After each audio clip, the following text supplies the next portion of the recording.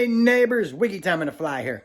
I wanted to bring something up because the Iron Claw movie is coming out, the Von Erich biopic, and as being the most notorious Von Erich fan pretty much there is, I wanted to bring this up. This doesn't get talked about enough, and it should be talked about because keep forgetting how old I am. I really don't want to say my age, but as someone now who's older than most of the wrestling fans today, people really need to realize how big the Von Erichs were. It's been 40 years pretty much since their dynasty has ended. I want to say like 87 is kind of when world-class championship wrestling kind of started to die and then became USWA. But I really do think that on February the 10th, 1984, when David Von Erich died, I think that's the most significant thing to happen in the history of the wrestling business. And I want to describe it like this. If you go back to 1984, when he died, Hulk Hogan just won the belt. Vince Sr. was, Vince Sr. actually died a couple months later in May. Vince Jr. just took over, but when David died in February, he was in a program with Ric Flair to win the NWA Heavyweight Championship, probably at Texas Stadium that May. David just came out of, well, didn't just come out of Florida, but had his heel run in Florida and was working in St. Louis.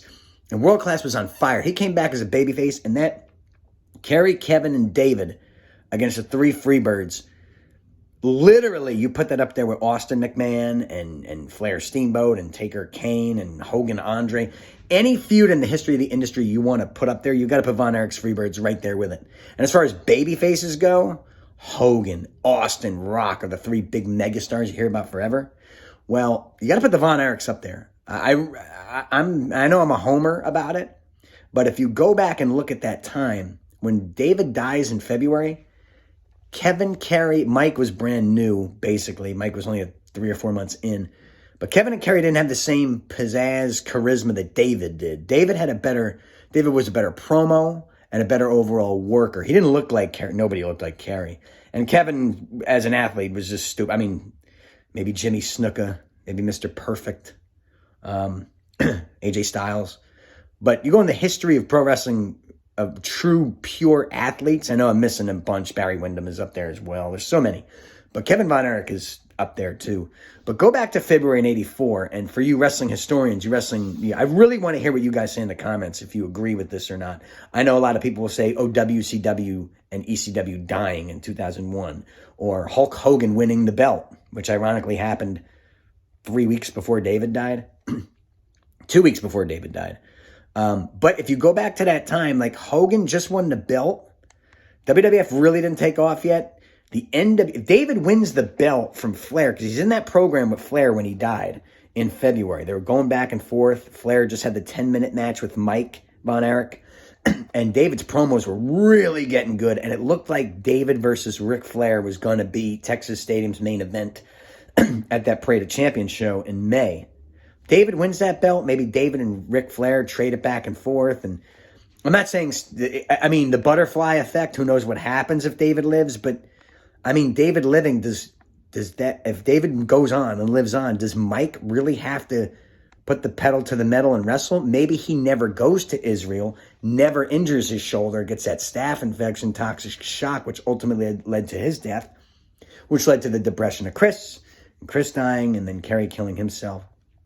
It's the saddest story in the world, but it's also an awesome story if you listen to Kevin, because Kevin Von Erich loves his life, and he made a ton of money too on top of it, which doesn't hurt. And he's got a beautiful wife and 4 kids, and the whole bit. And he's got grandbabies. He lives in Hawaii, so it's notwithstanding what happened. But really go back and look. Maybe the whole Von Erich downfall never occurs. Because if you go back to the 80s, maybe Mike never goes to Israel. Maybe David and Flair trade the belt. Maybe David goes to the Carolinas. And then World Class stays up here. It never dips. Because 84, it still went up. 85, it still went up. But, it started to do this thing. Because they just ran out of steam. Especially with Kerry losing his foot in that motorcycle accident. A lot of things did happen. But, go back and look. The butterfly effect, all those negatives, maybe they don't happen. And maybe World Class Television is still white hot. Maybe World Class never leaves the NWA. I'm not saying WWF never takes off, because Vince McMahon was going to win no matter what, probably.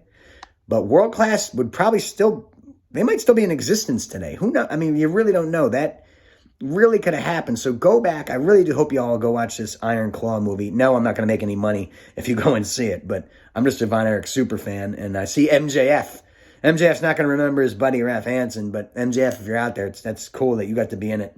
Jealous as shit, because I would have loved to be in it, but it's cool that you got to be. And the character that MJF plays, Lance Von Erich, maybe there is no Lance Von Erich if David lived. Actually, there wouldn't be. There'd be no need if David lived. You'd have David, Kevin, and Kerry, and then no need for Lance, and maybe Mike's a part-time wrestler. Then maybe Mike gets to go on and play music. I mean, I'm not bringing this up to be sad, like, oh no, that one incident led to all this downfall, but I really do think it's the most significant incident in the history of professional wrestling, because I think the entire American landscape is different if David lives.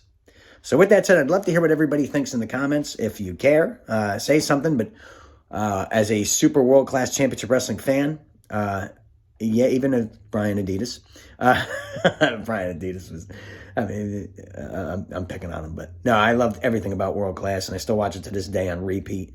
But I really do think that that's number one over the Monday Night Wars, over the 01, because I mean, all that stuff was super significant, and you can't be denied. But the 80s could have been so much different.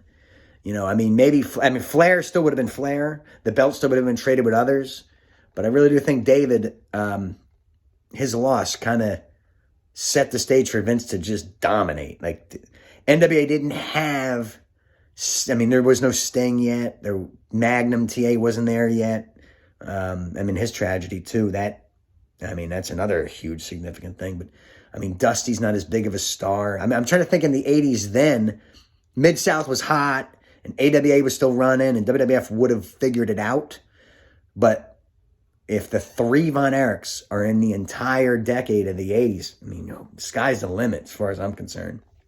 So, yes, I'm a homer. I scratched my nose. That was gross. But yes, I'm a homer for the Von Erich, so I'm going to say more positive for them. But let me know what you say in the comments. I really would love to hear what you guys think. I did love the Iron Claw trailer. Again, there's things about that movie I disagree with, but they could have done a better job. I wish I was called in for it. But no, I really can't wait to see it. And let me know what you guys think. And if you've never watched World Class Championship Wrestling, go back on the WWE Network. Give it a shot. Give it a like. Check it out, because, it's going to be different from today's wrestling. I mean, today's wrestling and yesterday's wrestling might as well be two different things completely. But go check it out, and let me know what you think in the comments. The Yellow Rose of Texas, David Von Erich dying February 10th, 1984. I really do think that kind of wrestling could have been 1,000% different today. I mean, and let me add this. There'd still be a territory in Texas today. There'd be something going on in Texas today if David was still here.